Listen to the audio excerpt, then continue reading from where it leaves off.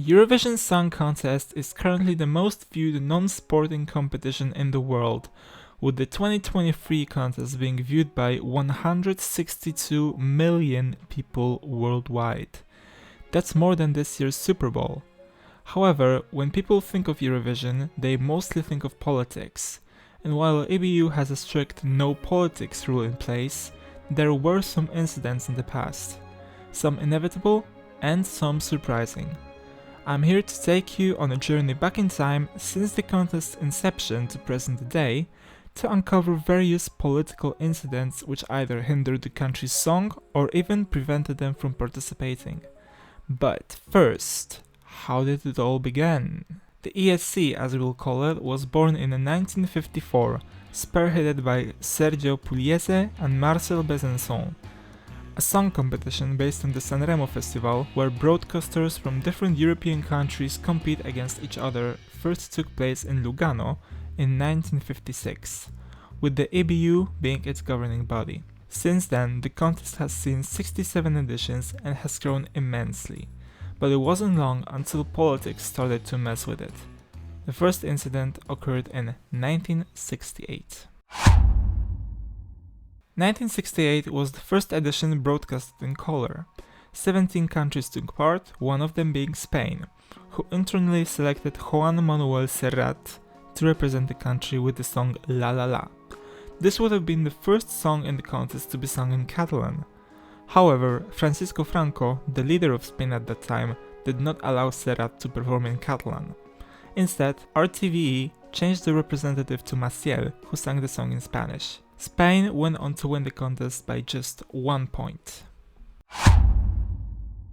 1973 saw the debut of the first non-European country, Israel. This sparked a huge fuss in the host country Luxembourg, because less than a year before, in early September of 1972, 11 Israeli coaches and athletes were taken hostage and killed in the Munich massacre. Because of this, the security in and outside of the arena was tight. And when I say tight, I mean tight. The venue was sealed off, the Israeli delegation were basically in lockdown in their hotel, surrounded by armed guards, and the audience were given a heads up not to give standing ovations in case a terrorist was in the arena. Israel went on to finish 4th. I've spoken about Depois do Adeus in my iceberg video, but let's revisit the story. The contest took place on April the 6th, and less than a month later, on April 25th, the Coronation Revolution began in Portugal. One of the secret signals the rebels have assigned to begin mobilizing was the Portuguese entry from that year, Depois do Adeus. France was originally on the list of participants and had even chosen their representative, Dani, with the song La vie a 25 ans. However, 4 days before the contest, on April the 2nd, the President of France, Georges Pompidou, died. His funeral was scheduled for April the 6th, the same day as the contest, and so France had to withdraw. This one is a bit more complicated. In 1974, there was a military coup in Cyprus conducted by a paramilitary group called EOKB. The goal of the group was to assume power in Cyprus and enact the idea of enosis, unification of Cyprus with Greece. The problem was, Cyprus was also home to a Turkish minority, and so, to prevent the enosis and to protect the Turkish Cypriots, Turkey invaded the country, occupied the north, and set up the Turkish Republic of Northern Cyprus, basically a puppet state of Turkey. Fast forward 2 years, and it's Eurovision 1976 time, with Greece returning after a 1-year break. Their representative is Marisa Koch with the song Panayamu Panayamu, a protest song about the Turkish invasion. The Turkish broadcaster did not broadcast the Greek entry. There's also a rumor that Marisa was advised not to perform because there was a sniper ready to shoot her, but I found this on Reddit, so take it with a pinch of salt. The 1978 contest was broadcasted in 37 countries, but only 36 saw Israel being handed the trophy. The outlier was Jordan, who didn't recognize Israel at the time. And when it became apparent that Israel would win, they cut the broadcast and replaced it with a picture of dandelions. Next day, they made an announcement stating that Belgium won the contest. As the 1978 edition was won by Israel, by tradition the country hosted the 1979 edition. Turkey originally intended to compete, choosing Maria Rita Epic and Yirmi Birinci Peron as the representatives. However, other Arab states pressured Turkey to withdraw as the contest was being held in Jerusalem. They caved in and 20 became 19. Israel ended up winning again in 1979, but refused to host due to costs and later withdrew after the date of the contest coincided with Yom HaZikaron, the Memorial Day. This opened up the potential for an Arab country to participate, and Morocco made its debut. This was the only time they competed in the contest, their absence being possibly motivated by a bad result and Israel competing. However, after 2020, when Morocco officially started recognizing Israel as a state and talks began to admit Morocco to the EBU, the country's return seems possible. The last entry from Yugoslavia in the contest came in 1992, just as the new Federal Republic of Yugoslavia has been proclaimed. After the start of Yugoslav wars and UN sanctions prevented Yugoslavia from participating, 3 breakaway states entered in 1993: Bosnia-Herzegovina, Croatia, and Slovenia. The story of Bosnian participation is both sad and heartwarming. Their representative, Fazla, had to be flown from Sarajevo under active gunfire. His song Svabol Svijeta describes the horrors of the wars. It features lines like "The whole world's pain is today in Bosnia" or "I can send you this song so you'll know I'm alive, my love." During the voting procedure, we witnessed one of the greatest moments of support and unity at ESC ever seen. Still to play for. We'll now go to Sarajevo in Bosnia-Herzegovina. Good evening, Sarajevo. May we have your votes, please?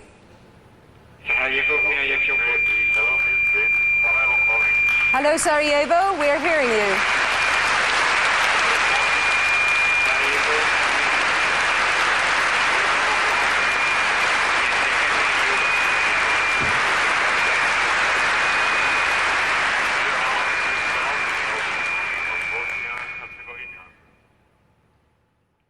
Croatian 1993 entry, Don't Ever Cry, was also connected to the Yugoslav wars, containing lines "My John is 18 years old, pray for him angel song," or "Give us peace, sky of love," and the final one, "Don't ever cry, my Croatian sky."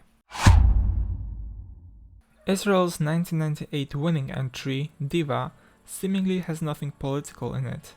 Yet it still caused a big stir, especially in Israel. For you see, Diva was performed by Dana International, real name Sharon Cohen, the contest's first transsexual participant and winner. The choice of Dana as Israeli representative was met with strong opposition from Orthodox Jews and other right-wing conservative groups in Israel. After her victory, she became famous worldwide. In an interview with Israel 21C, she said, "My victory proves God is on my side. I want to send my critics a message of forgiveness and say to them, try to accept me and the kind of life I lead. I am what I am, and this does not mean I don't believe in God. And I am part of the Jewish nation." The Israeli broadcaster IBA internally selected Ping Pong for Eurovision 2000 with the song Sameach.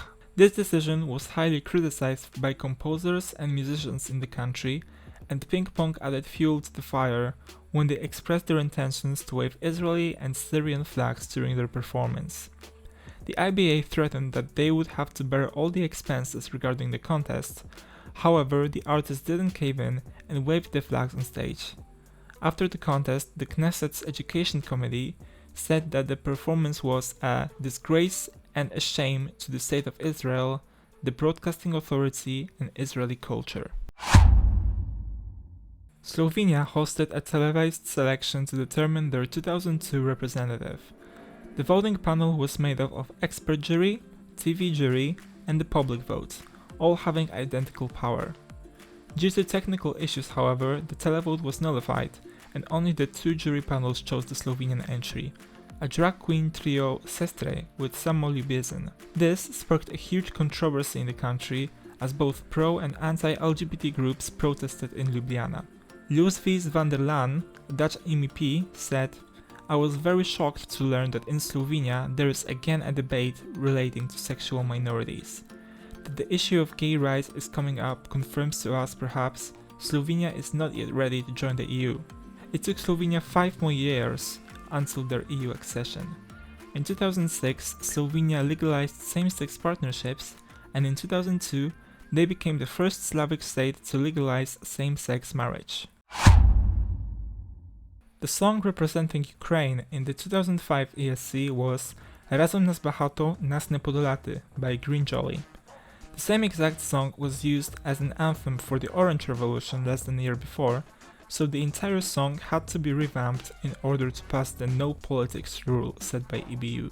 Lebanon was set to make their debut that year with Aline Lahoud performing Quand tu sont fui, but didn't take to the stage in Kiev.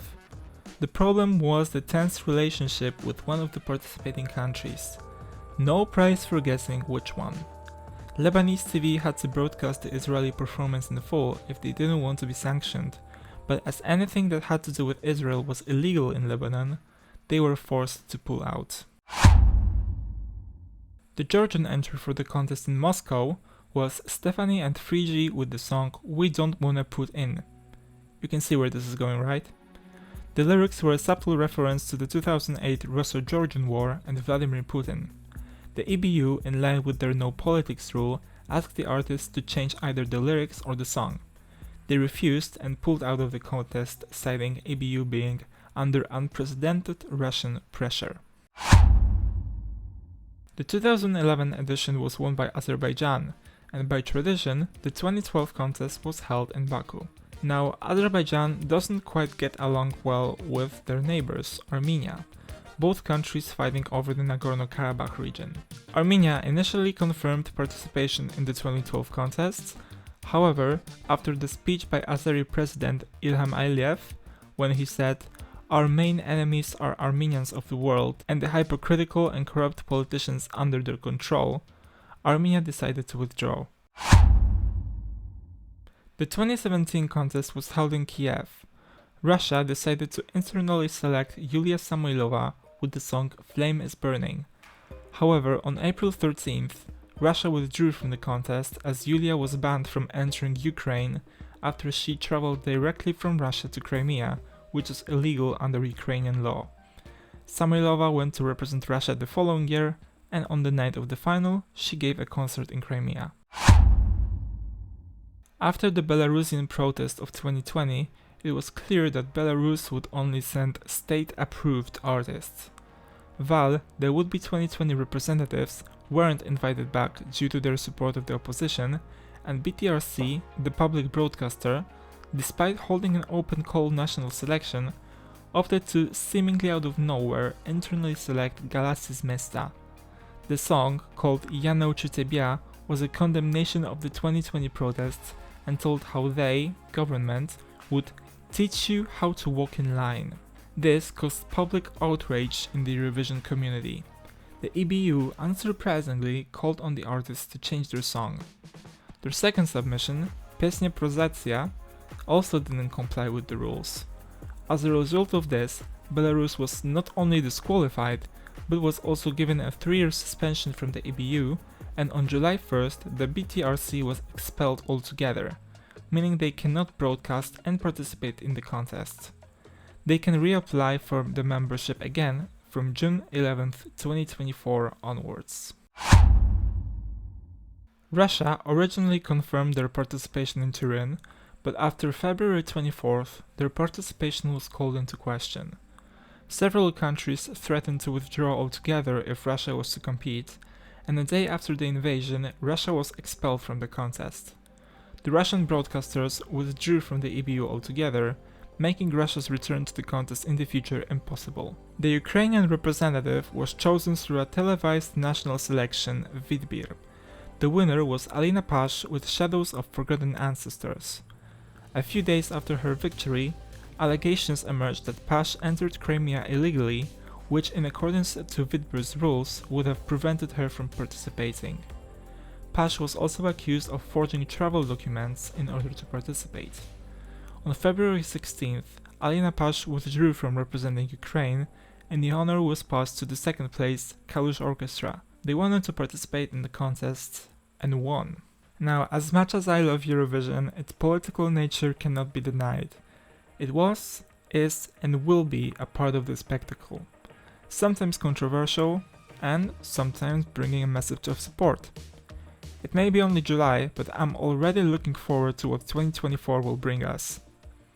Anyways, thank you for watching, and see you in the next one.